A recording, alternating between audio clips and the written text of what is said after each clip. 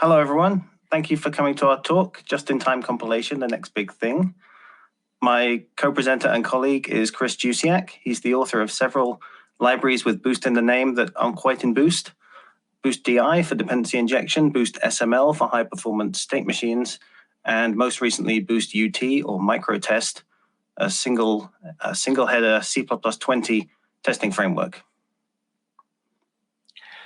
And this is Deane. Deane is a great speaker, and Albert the Wizard, a functional programming advocate, one of the very few who actually understand monoids and monads and the meaning of them and know where to find them as well. He has been working on games as well, so if you like playing online games, and you've probably heard of Battle.net, so that's the contribution thanks to Ben.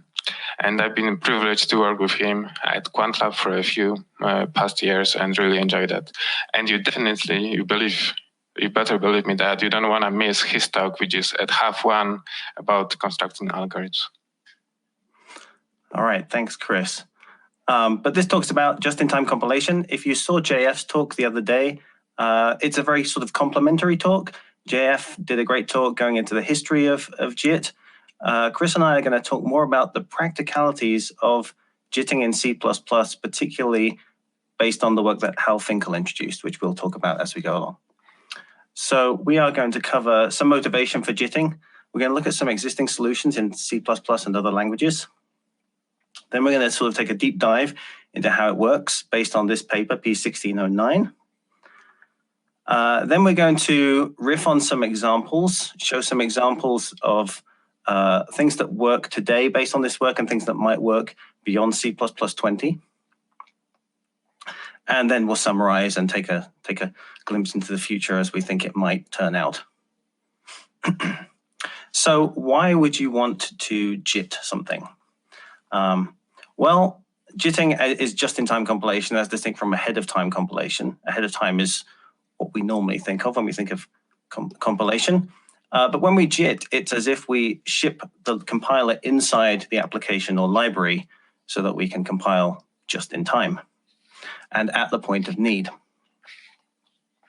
So yes, we're basically building an application or a library which contains within it Clang in this case, but a compiler that can do JITting, not just when we as developers sit down to write the code, but when our users run the code at install time, at deployment time, or just before runtime. So there are some benefits and drawbacks of JIT compilation.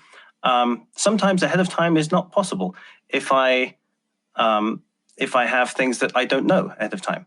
Sometimes it's just not desirable because I can achieve better performance with just-in-time. I can get perf benefits, I can get productivity benefits, and I can just get different workflows and use cases. So if the source is perhaps provided by a client or by a colleague who's using my library application, so an internal client in that sense, or perhaps by a tool that's auto-generating code, obviously, if I don't know it ahead of time, I can't compile it. If I don't have the parameters to constrain the code yet, I can't tailor the code to them at ahead of time compilation. So maybe these arguments are only available at runtime.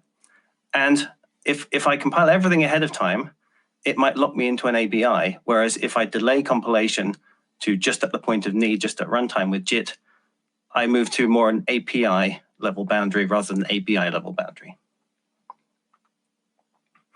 Sometimes this can give performance benefits. So if I'm compiling for just one target, maybe I can achieve the best performance, but many of us are not doing that. Many of us are shipping to multiple architectures and maybe maintaining multiple distributions of the binary for that reason. If we can reduce the amount of binary maintenance we do, that's probably good. And in order to get the best possible optimization, I need the best possible information about all of the code, not just what I know ahead of time. Sometimes it's more productive for me as a programmer. So compilation time is always something we want to minimize, but JITting allows us to make a new trade-off. We're trying to minimize total time. And in the case where you're compiling something and running it, and it might take a long time to run, and you want to compile for the best possible fit to that run, JITting allows you to trade that total time. And sometimes it's actually less expensive in time to JIT something and then run it than to compile something and then ahead of time and then run it. So we get that minimization of the total time rather than just the compilation time versus the user time. And JITting allows us to just compile what's needed and further achieve better productivity for that reason, because we don't have to deal with all use cases if we can tailor the code at runtime. And then besides that, it just allows different use cases. Many of the things we'll be exploring talk to exactly those use cases. So it's just the tip of the iceberg, really. I liken this to, it's sort of a sea change in development, like adopting version control was. And what you're going to see in this talk is, frankly, the stuff we've thought of so far, but I'm sure there's much more to go. So I'll hand over to Kris, and he can take you through some of the existing solutions. Okay, thank you, Ben. So if you attended JF talk, you probably know that GTIN is nothing new. And because of that, there are already a lot of solutions which we will cover. If you haven't attended the JF talk, you definitely should. It's not just in time for the time being, but you should definitely show and go to watch it. So what about the existing solutions? C++ is not new either, so there are a lot of solutions which already exist in C++ for GTIN. We'll take a look into a few of them, and we'll focus on one, which we'll dig into way more. So there's a cling, which we'll cover in a second, so I won't be covering it right now. There are runtime compiled C++ and EasyJIT, which are leveraging generated code as well as hot reloading of the shared libraries and compiling it under the hood with the GCC or Clang compiler. We won't be covering those. The one which we'll cover here the most is the clang-jit version of Clang, which is the P1609 version 1 with our custom modifications to it, which we'll take a look into more details.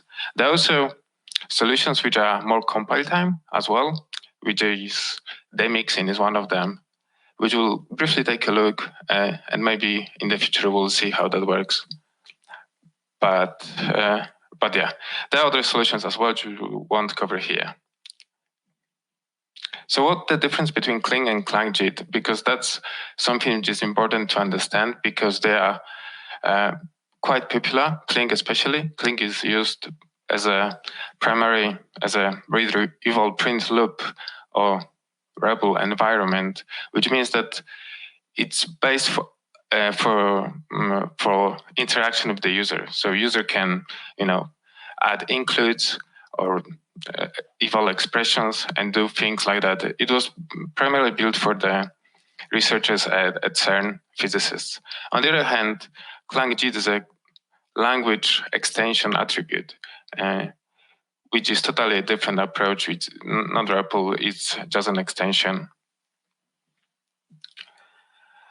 Cling always compiles the whole program. It's not about, compilation time improvements that much as trying to be able to have the quicker feedback for the researchers and then being able to leverage the out-of-the-box performance provided by C++.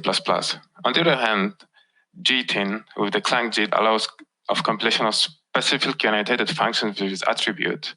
And because of that, we get a really fast compilation times because we can leverage the memoization of templated functions, which are marked with the clang-jit attribute. So that gives us much faster compilation times as we go along. Cling is usually not very well optimized, and that's not the main focus on it. It's just the faster iterations. On the other hand, clang-jit is all about the performance. It's max optimizations, not even possible at build time, because we can leverage the runtime data and promote it from the runtime to the compile time, which we'll take a look in a second. So as I mentioned before, this really exciting and different approach in D, which you can actually compile the JIT at compile time. It's similar to what we will be discussing here, therefore we will mention it because it's based on strings, which we'll take a look, have drawbacks and a lot of benefits. But you can see here that in D, that's the language, by the way, we have a generate struct function, which takes the name and some member and inject a fragment into the code by calling a mixin. So you can think of it like JITting at compile time, a struct into your program. So if you run this function with the foo and bar, it will produce a struct foo with the member bar, which is super exciting because you can extend your C++ program as you go. But that's not what we'll be talking about here. We'll be talking about GTIN actually at runtime. So let's take a look how it works. Without further ado, let's begin. So just a reminder again that we'll be talking about P1609 and especially about the version 1 because the paper has changed. We also have the modifications to it, which are not open source yet, but they will be in the future. So you can imagine a JIT function, which just take a template type T and will print the type ID of it. We'll expect something as mangled name here because standard doesn't specify what the name will be like. But let's take a look when we call it with end. When we call it with type end, we'll just get I, which is the mangled name for an end. Nothing special here, right? We all done that since C++ 98. What about if we add the clang-jit attribute as a follow-up? And we'll have to compile with the fjit. We'll take a look into that. Just a reminder about that. And let's pass instead of the type, kind of a type string, which is a string. So let me just pause here for a second. Just for you to understand, it's like we actually pass in a string here. It's not a type. And what will happen is that this end as a string will be converted by the clang-jit machinery under the hood into the type. So the class T here, the type T, will still be end. And what we will print, it will be the type ID of an end, which will be an I. So yeah, that's the mind-blowing about the clang-jit fact that the runtime here, maybe on this specific example, it's not really runtime yet, might be an end at compile time, but it will produce an end as well from a string. And it also, what is important, the body of the function here, the cout, won't be compiled, won't be even touched until the runtime point of instantiation, which is kind of a bit different concept than usual. It's like if you don't call it, you don't pay for it. So it won't be even parsed or anything like that. It will be parsed at runtime when you actually call it. And all the flags for the compilation will be passed from the host compilation. So, and they also might be overwritten by your own flags. So that will be exciting. We'll see into that in the future. So I hope that makes sense. So let's take a look into something else. Let's go with this example a bit further. Let's say we have a hello world CPP file in which we actually will JIT the first argument of the command line. Imagine that. We have an arg b of 1 being passed to JIT angle brackets. How exciting is that? What will happen when we will when we will compile it AOT style with flags, CXX flags, and fjit? Well, you will notice that the hello world will have 75 megabytes. Well, that's a bit. That's quite a lot for the main, right, with the JIT function. Well, the reason being is the fact that the compiler, the clang compiler, will be included, as well as the precompiled module of the host thing. So if you imagine that you have something different, or you have includes and anything before the main, that will be part of the precompiled module. And the compiler, and the compiler will be included as well. So what will happen if you call it? Let's call it with hello world end. And notice here, end is being passed from the command line as a string. It will produce an I, which is an end. Double will produce the D, as expected. The call type of the Lambda, that will be a C++20 feature, will produce, $_0 clang. That's the Mongol name of the unique version of the Lambda, which we'll explore way more, so stay tuned. What about if you pass something which won't compile? Well, we'll get a compilation error, and we'll take a look how to handle errors as well. But this error will actually come from the clang compiler itself. So as pointed out before, we can pass the lambdas here. So what about if we actually run the Lambda? That will give us an ability to pass basically arbitrary code and do magic things with it. So here we'll pass a Lambda which just prints hello world from JIT, and that will be printed with that simple function. We can also leverage the non-type template parameters as well to just simplify the code a bit, but it will produce the same thing.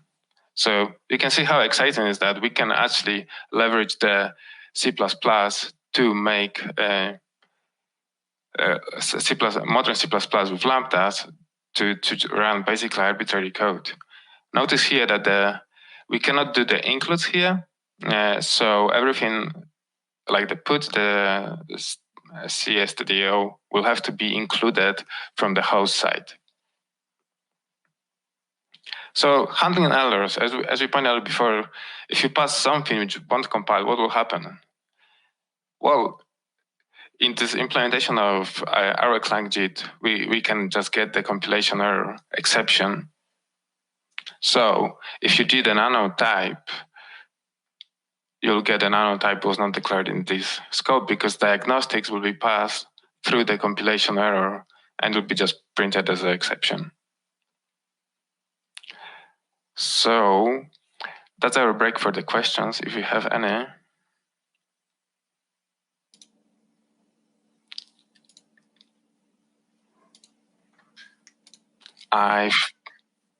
So at this point, if there are no questions, it means everyone understands exactly how the underlying technology works based on this I will take it.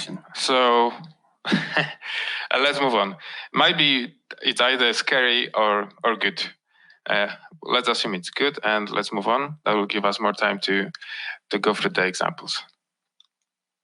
So having that in mind, we can implement some utilities on top of this basic GTIN function, which we had already. So let's take a look into JIT compiles. You can imagine a function in which you pass something string-like, in that case, an expression, and you will return some form of expected, let's say std expected of some sort, which will return a compilation error in case if the compilation ain't be successful. So in that case, we already know how to do it. We have a try, we have a catch of the compilation error, we'll just propagate it to expected. And notice here, which is really important, is the fact that the expression, which was passed as a string-like thing, is being propagated to the angle bracketed JIT. So we go from runtime to compile time. We JIT it.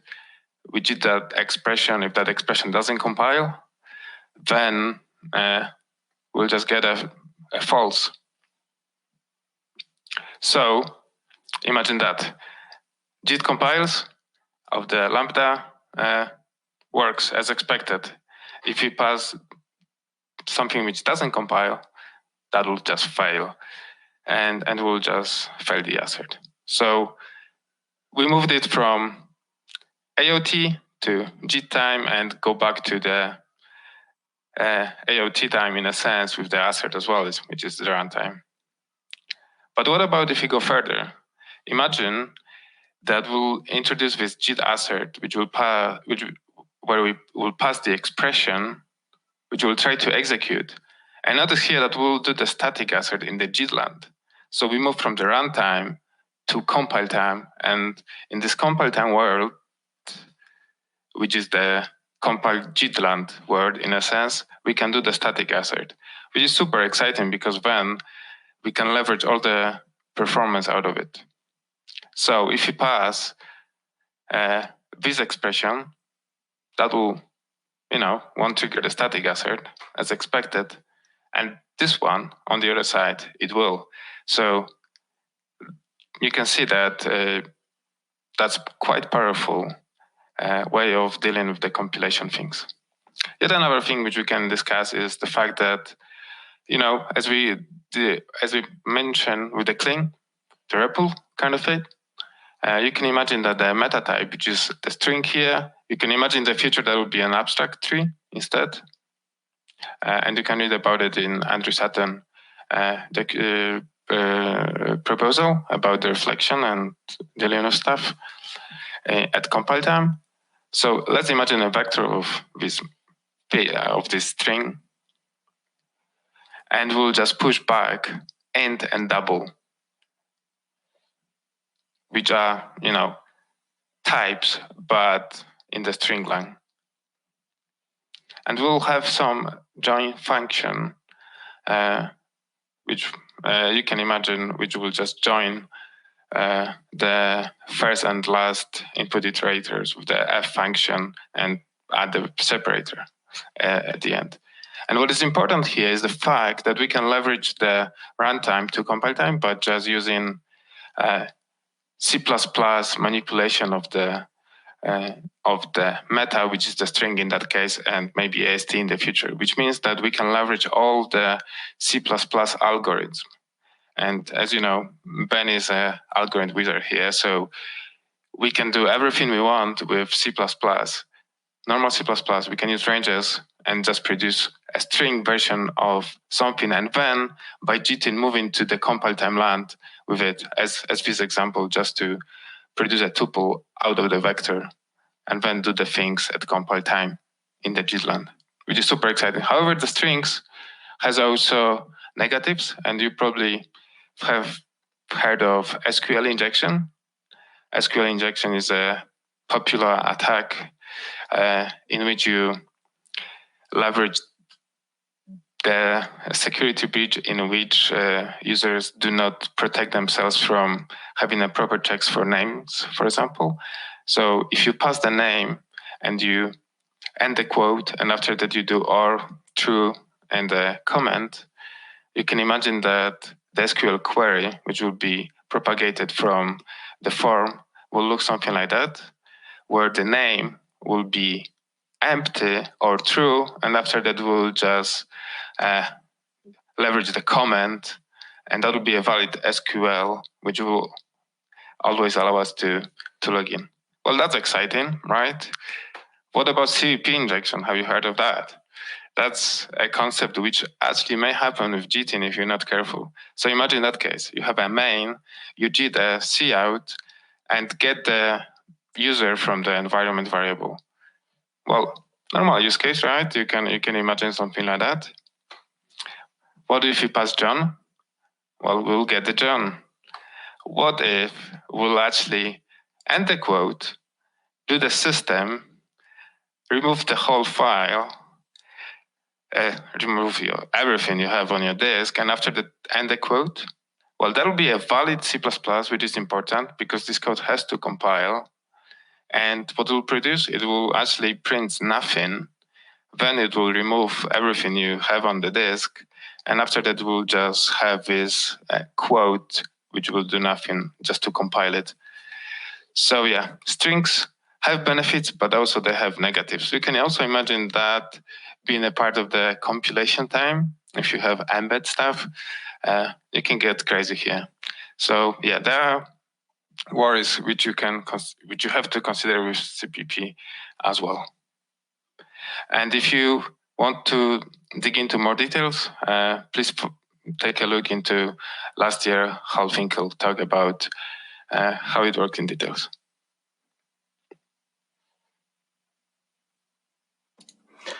So I think perhaps at this point we can address a few questions that people put in. The first question is, what's the runtime overhead?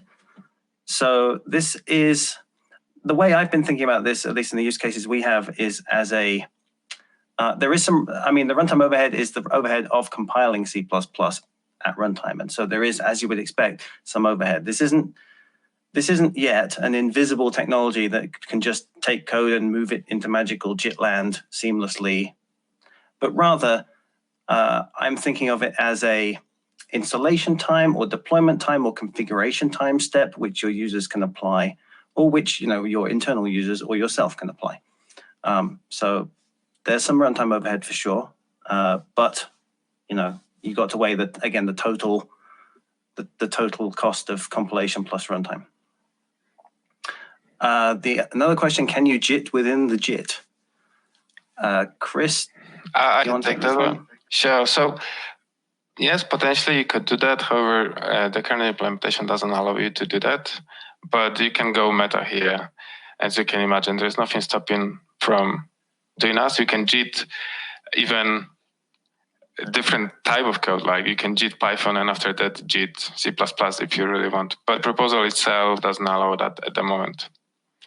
And the follow-up is, do you have access to the global variables? Yes, you have access to everything in the host as well. Right, everything that the host program, the ahead of time compiled program exposes, types, variables, you have access to in the JITted code, in the environment that's JITted. And then the last question we had was, is it possible to sandbox the JIT? So Kris showed some SQL injection-like attack. We'll talk a bit more about that later on. I think there are some things we can do, but ultimately you're asking, if you're shipping this to users, and with internal users, you can expect them not to attack. But if you're shipping this to users, ultimately you are allowing them to run C++ alongside yours. And so I think any kind of mitigation is difficult at the source language level, at least. We had another question just come in. How big were the C++ programmers we've tried while working on this functionality? We've tried injecting some pretty meaty stuff, and we'll come to that again in a little while as we get more into the examples. So let's move on. Another example here. So we talked about Cling. Using the JIT technology, it's fairly easy to set up a driver program to use C++ as a scripting language. And it looks something like this. So here we have a function which will just take the contents of a file that's passed in argv1. We ignore the first line of the file because that's going to be the hash bang line. And we return the string of the rest of the file. And then we take that file contents minus the hash bang line, and we put them in a Lambda, and we JIT it and execute it. And that means that whatever you put in this file, here's a notional scripted file, and the first line is a hash bang, which tells it to use our C++ JIT program to run it. And then we run it on the command line, and it says hello world. So there we have a sort of very simple C++ as a scripting language using JIT. Of course, as Kris said, we still have the issue of what to do about includes here. The file contents go inside a Lambda, so we can't actually put a hash include in our script. And so maybe modules come to the rescue. Maybe we import the whole of the STL as one module. Precompiled headers can be used for a similar effect. But there is fundamentally a sort of an issue of what to do about includes, which we'll perhaps get to later as well. Another thing we can do is mix compile time and runtime. So we've seen some of this already, but here's another example. Here we have a sort function, and it takes some template parameters, some non-type template parameters, and some runtime parameters. And notice we're not JITting this yet. This is just a function which puts all of its parameters, all of its arguments together, both the compile time and the runtime, sorts them, and then makes them into a string, which is going to be the array of sorted values. And again, we're using the join function we talked about earlier. So now this kind of thing shows how we can have some. The way I think about this is you've got some configuration which is baked in ahead of time, and some configuration which is provided at this configuration time, at this deploy time by your users. And so you can mix it together and do arbitrary things with it. In this case, the example is sorting it. Note that the sort function, as Kris said earlier, is just plain C++. It's not const expr. All of C++ is available to use. And then here is another JIT use case I think Kris is going to explain. Okay, thank you, Ben. So let's try to move on to maybe some more real world example how JIT can be used to leverage the performance and user feedback as well, because both of them are really important and both of them can be leveraged by using JIT. So you can imagine a function and the whole loop of it being something like that. So when we, whilst we have the input, and the input may come from different sources. Let's say if you have the REPL kind of input from the user, so you can imagine a researcher, physicist trying to, like a cling that add something to the program whilst working on it, or using an external data, which may come from a file, TCP, UDP socket, without the UI or without any input from the user. So as long as we will have this input, we'll process it, and we'll do an additional step here, which will be just to collect that data in order to leverage it in the further future processing. So that's just additional step. And then, in case, if you have an explicit trigger from the user, that would be the REPL case, or the collected data provides some kind of benefit, and you can, argue here what the benefit is. You can use AI, I guess, or anything like that to verify when to actually the data which you get at runtime gives you any benefit, so that you can leverage it and promote the runtime data to the compile time data, and that's the main thing which is about JITting. So you have the runtime data which you collected, for example, the values and everything from the user, and after that you JIT, and you see the strings here being promoted to the types, and this way we can leverage the performance of JITting, because we'll be in the JIT land, which will have types, and will be the compile time version of it. Optionally, which is a super exciting feature in my opinion, is the fact that since we JITted something, we have the IR, intermediate representation, the binary, basically assembly, everything already there. It's in the Clang compiler, which is part of our application. So we can actually just save it for free. There's nothing which we have to do in order to not to save it, for example, if you want it. So that will allow us to produce a very optimized binaries, which can be leveraged in the future without all this loop. So imagine that, the researchers have finished some experiment and they just want to save a binary and release that one. Or you find out with the AI that, oh my gosh, that's the thing. Let me just produce a binary for that so that I can use it later. So let's move on to show how we can actually do that with the few examples of dispatching, compile time dispatching and runtime dispatching. It's very often the case that we want to dispatch something, and the message flow isn't, most of the applications kind of leverage that part. So I feel like that would be a good example to show. So let's imagine that we have handlers which are called a foo and bar, and just print foo and bar based on the event if they're on call. And then we have three different types of events: E1, E2, and then E3. And that's the exciting part. We have the mappings, which can be extended at runtime, but let's start with another map, which is also a runtime version of it. We have E1, which is the handler, and foo, which is the event, and we'll go to the foo, which will be the handler, and the same for the E2 and bar. And after that, you can imagine we can insert new things using REPL kind of thing, or when the data comes and you decided to do things and collect that data, we can extend that map. So if we have this mapping, we can create a dispatcher, and we can actually create a compile time dispatcher here.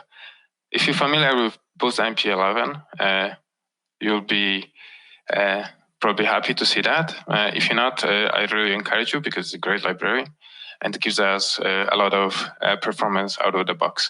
So you can imagine here that we produce a compile time map here from the runtime map. So we had another map, which is the mappings.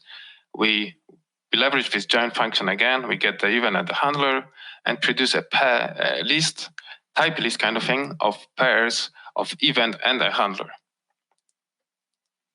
And after that, I noticed that that wasn't a JITted function. It was just a normal function producing those strings as Ben pointed out before. And after that, we have a dispatch, which is a clang-jit function. So the dispatcher will come from that string, and an event will come from the host.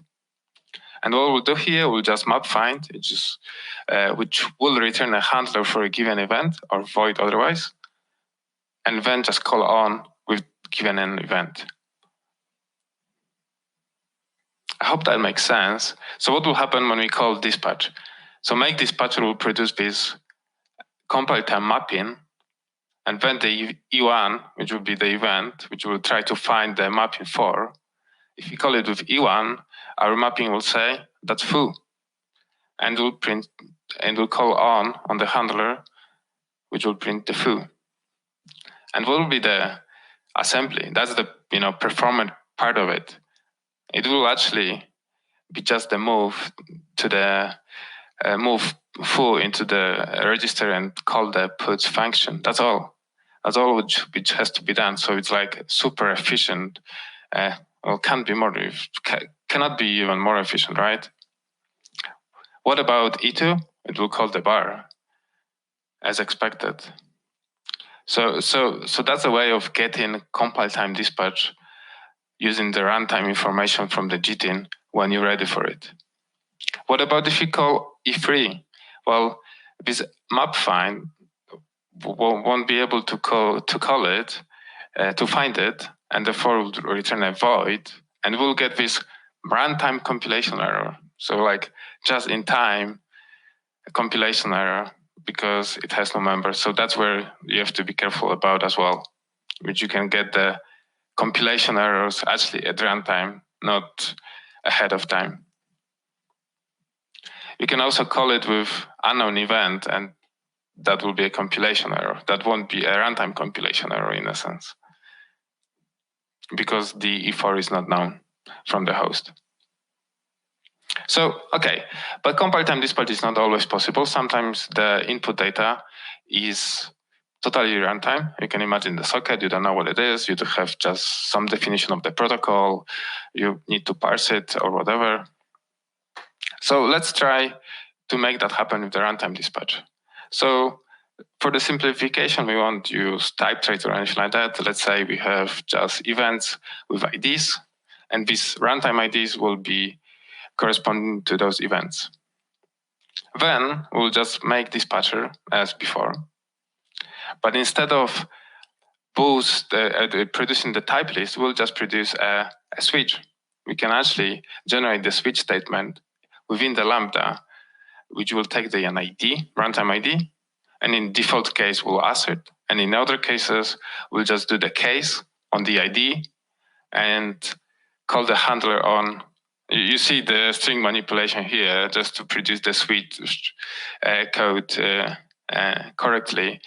But the final result will be that the case of the handler, which are provided by the mapping, which are the unordered map, and we'll call it with the event, and it will just break. What is also kind of interesting is the fact that we can leverage like C++ tuning attributes here, like likely, unlikely, based on the runtime data. So that might be exciting to kind of a PGO profile guided optimization at runtime, and we'll leverage those attributes to speed up things on top of that. So I hope that makes sense. So what about if you have this dispatch function, which will take the Lambda and we'll call it with the runtime ID. So notice here that the ID is being passed from the outside as an int. If we call it with 1, we'll get full. If we call it with that 2, we'll get bar as before, as expected. If we call it with 0, we'll get the assertion. That's the default case.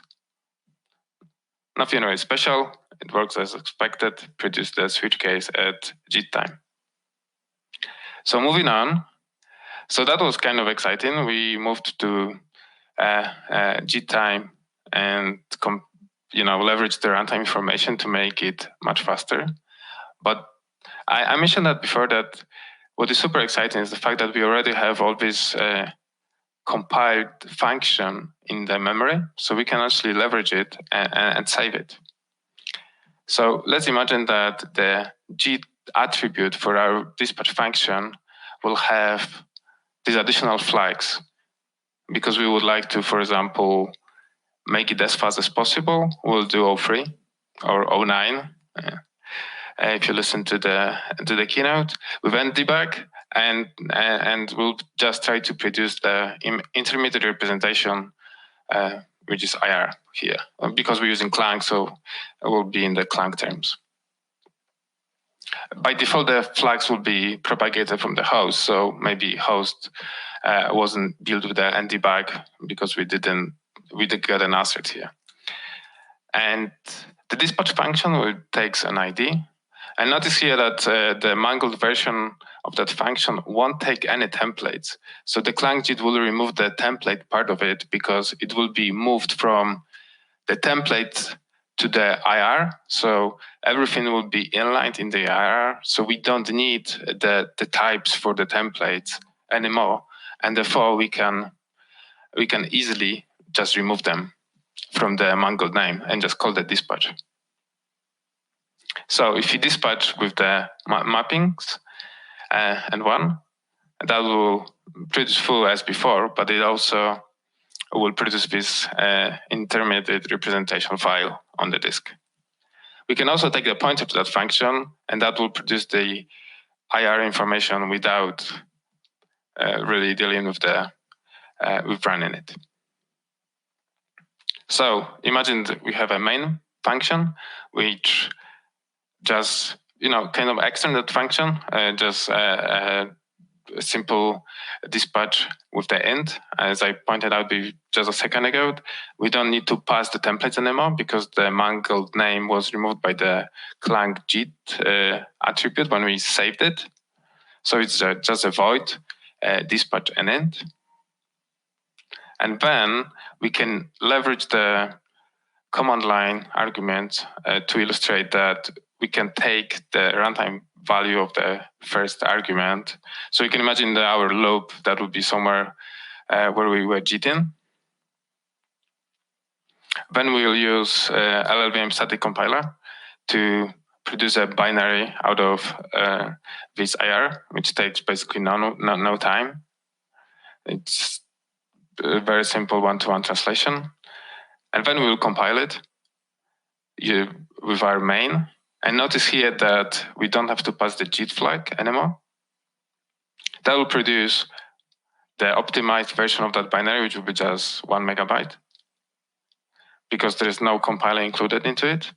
And you can find this dispatch symbol in the list of symbols from the object files as well. So what will happen if you dispatch 1, we'll get foo. If you dispatch 2, we'll get bar.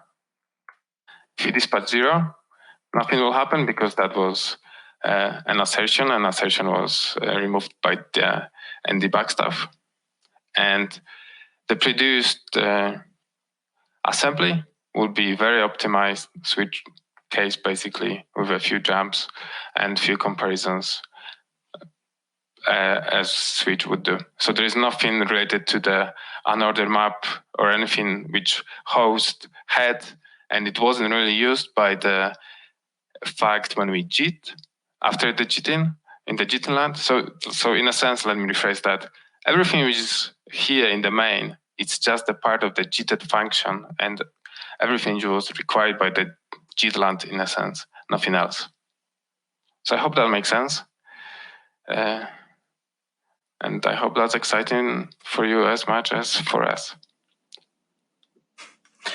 So we have a few more questions. Someone said, because of the complexity of C++ that we see in the compiler side, do you think it's a better idea to JIT some simpler language? presumably meaning a language with an LLVM backend. I'm not quite sure how that would work. Potentially, you could do that. Potentially, you could JIT Python as well. You could do that.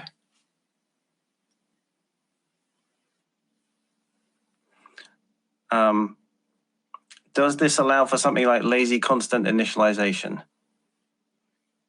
I would believe that.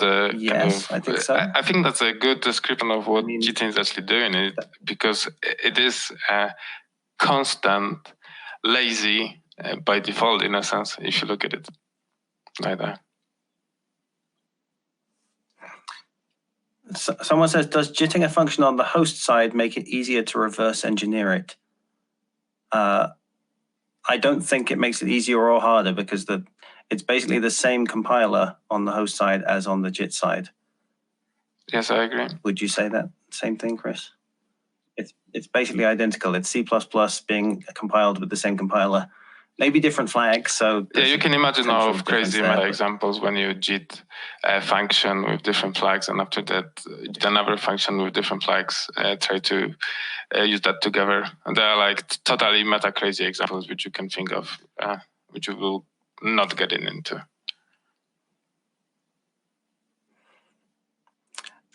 Someone else says, is there a way to indicate when you are done with all JIT so that any overhead might be removed from the executable at that time?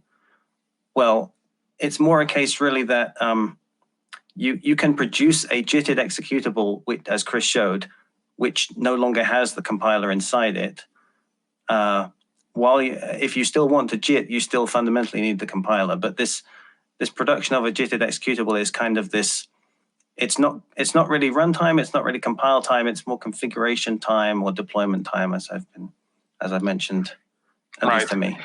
Right, and the beauty of it is the fact that you can promote things from runtime to compile time as much as you want. So it might be fully compile time if you know everything ahead of time for the JIT time, or you can just compile like 50% of it and everything else will be runtime. So you have all the power here.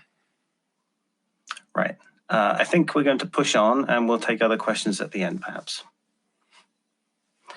So I want to talk a bit about JITting's interplay with concepts, because this is where I think it really shines. So here we have a concept. I mean, it's not a particularly good concept. It's for exposition only. But this is saying it's a concept on an I/O type, and it's saying you are a readable I/O if you have an IO.read, if you have a read function which takes a byte character buffer, a byte pointer buffer, and a size t size, and you return a size t. And same as is one of the standard concepts with C++20. So given that concept on an IO type, here is a type that fulfills that concept, and here is a type that does not fulfill the concept. So, okay, that's just concept 101. How does JIT play into this? Well, we can use JIT to check the concept at the point where we load the user code. And the nice thing here is it doesn't have to incur the full cost of optimized compilation. We can just, at the point where the user gives us their code, or when I say the user, of course, it's usually the colleague. At the point where the colleague tries to load the code into the JITting system, they get a nice error message. And that's good. So there's a concept shape hole in our library, and you're trying to JIT something which fills that concept shaped hole. That's the idea here. Of course, the question remains, how do we produce this well-formed string? I blithely put on the slide here this string and it contains the structure names of my readable I/O, but that structure name is something that's inside a string of C++ source code which the user's given us. So we don't want to be parsing out structure names and things like that. So we somehow have to figure that out if the user code is passed to us at runtime. So one way to do that is, as we've seen, to wrap it inside a Lambda. Now, we could require that our users wrap all their structures, the types they're going to pass in inside Lambda in this way, and they know the name, so that's fine. And we'll decal type it, and we'll get the type of the thing out. And this works. It's sort of onerous on our users. What we want them to write is this. where they just give us a type as they would normally give it, and they don't have to deal with the noise of the Lambda and the decal type. Now, what we can do to make that easier, perhaps, is allow them to do that, and then create a Lambda, which will basically do as if they had done that. So what we're doing here is creating a string of a Lambda, and the Lambda is going to return the decal type of a Lambda immediately invoked. And inside that Lambda, all we're going to do is a using declaration for the type that was passed in, and then return that type. And one of the assumptions here is that we can default construct it. Maybe there are ways that we could get around that assumption, but for the purposes of this talk, we're going to assume default construction. So this is a bit nicer for users. It does still have some limitations on what they can do. As we saw before, includes are an issue because ultimately all of what the user writes is going inside a Lambda. So there are a couple of limitations. One is the includes we've mentioned, and we can sort of get around that with modules or precompiled headers or making the host environment available. It fits in with an idea of, users can JIT stuff that fits in with our concepts, but they can't necessarily bring stuff in from outside. That might be good.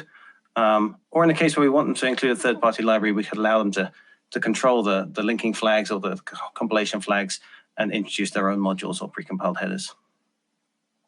There's another limitation here, though, which is that our users can't write templates inside their types because it's going to be inside a Lambda, which means it's going to be a local class inside a function. And currently, templates cannot be declared inside of local classes. Of course, they can really, because we can have generic Lambdas, which are templates inside local classes. And this is a kind of workaround for that. It slightly complicates the user code and the calling code, but it is a workaround that works today. But there's some further workarounds in future that we might leverage. So we mentioned precompiled headers and modules, which might come into play if users want to include stuff.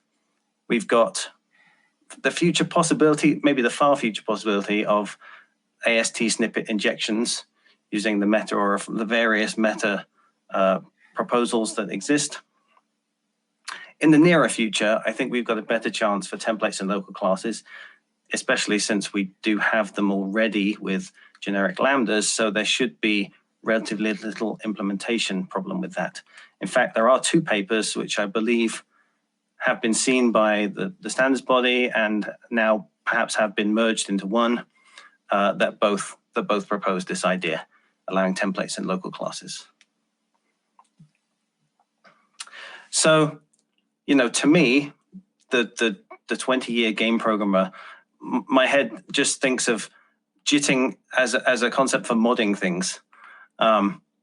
Normally, you would ship your program, and if you're going to allow users to mod it, you'd embed some kind of scripting language in there, like Lua or Python, maybe.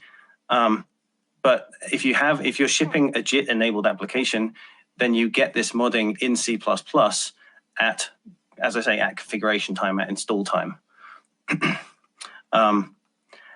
Versioning becomes, I think, easier because you don't have an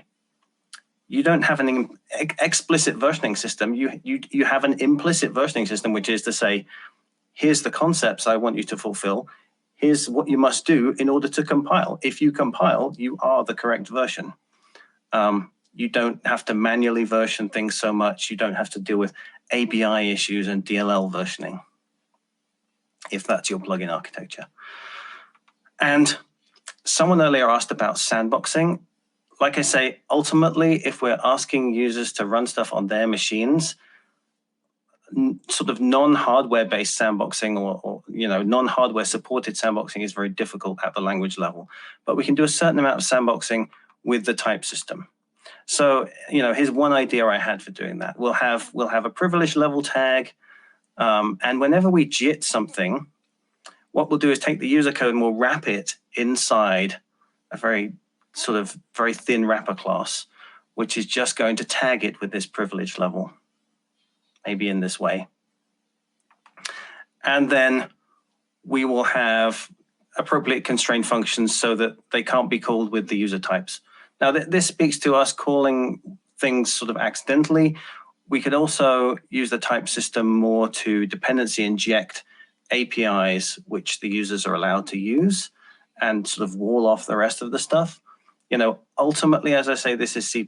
You can always try to, you know, take a pointer to something and cast it and then call it. So there's no complete protection here, but there is at least sort of lightweight fences that we can put up and make it easy for people to do the right thing and make it easy to use without trying to break it. The goal is to provide a nice API and JITtime errors rather than complete protection. You wouldn't be shipping a JIT application if you needed a lockdown application, basically. So of course, once you've thought about users in this way, why wouldn't you just think about yourself in this way? You know, JITting breaks down the walls of the compiler and linker for you, for your project team, if you're providing a library, for your application team. And you get all these benefits. You get incremental compilation on a running system. You get the ability to patch things with source code if you need to do that on an endpoint machine. And you get this programming with concepts. Like I say, you build in concept shape holes of types in your system, and you allow people to just JIT inject things that fulfill those concepts. You don't have to think ahead of time about all the weird and wonderful I/O types that they might want to use. You provide an I/O concept that can read and write maybe, and then if they've got some weird I/O hardware that they can support, they get to JIT a type that fulfills that concept. Hey presto, their I/O is supported. So we're pretty much at the end of the talk. I'll leave it to Kris to summarize a little bit.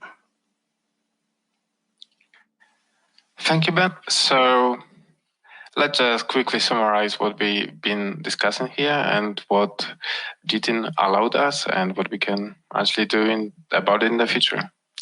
So we just explored the clang-jit version of it, so we won't be talking about GTIN in general if it goes to the cost and benefits.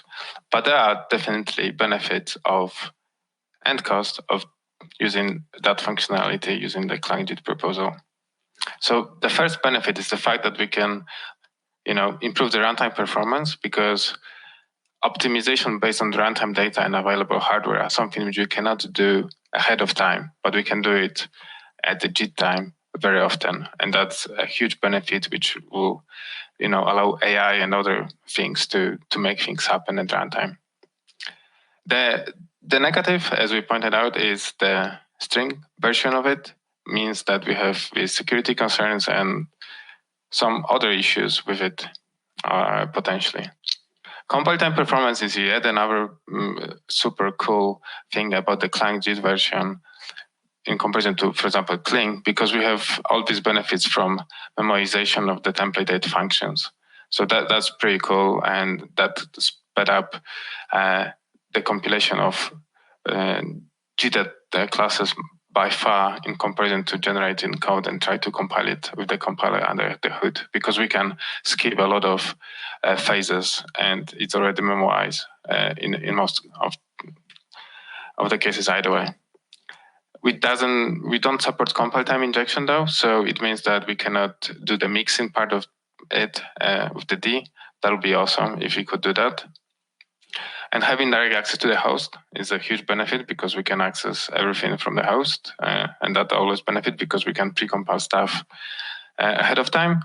And, you know, again, we can leverage STL algorithms for the meta programming with types, which is super cool and allows us just to, you know, sort the strings instead of trying to compile time sort types. So what about quickly just about the future? In the future, you can imagine that this attribute won't be part of that's at least what the proposal tried to say with the future revisions, that the attribute won't be part of the function, it will be just at the callee side. So that will be the runtime version. We can also have a const expr version, which will be either runtime or compile time, or we can have const eval version, which will be just the compile time version. as well as, we can always pass the types in all cases. So you can imagine that the future may bring us similar interface, but much higher, much nicer, much more powerful integration with the compile time.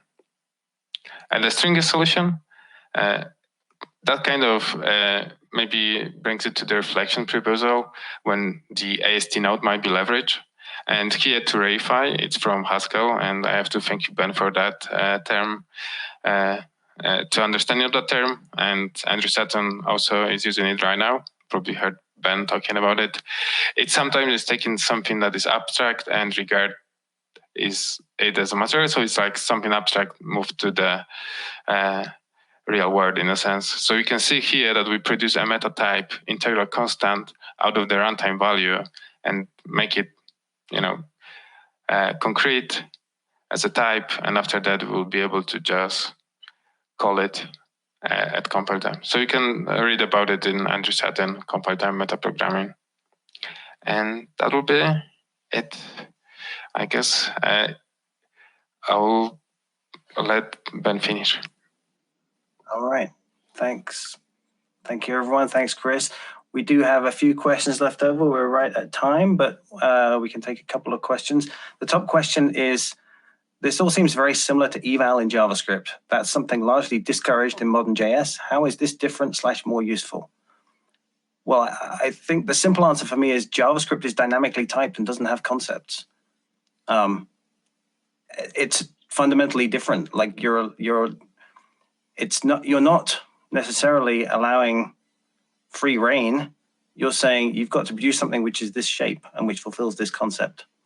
And I think that part of it is really great. And on top of that, I guess on top of that, we have all these benefits from runtime data being available for you to produce much, to promote it compile time. And as Ben pointed out, type safe compile time version of it. So I think that both of that gives us the leverage of being much more capable GTIN environment than the JS is. So another question was, do the proposals for reflection and code injection reduce or eliminate the need for compile time JIT? They can speak to some of the same things. I think in a sense, compile time JIT is a superset even of reflection, because if you have the ability to fully compile something in a running program, you have reflection. You can take code and manipulate it as strings or manipulate it as meta objects. So they do play together there. I think JIT is strictly more powerful when viewed in the right way there, when given the right access to the kind of tools that reflection is going to allow us to have.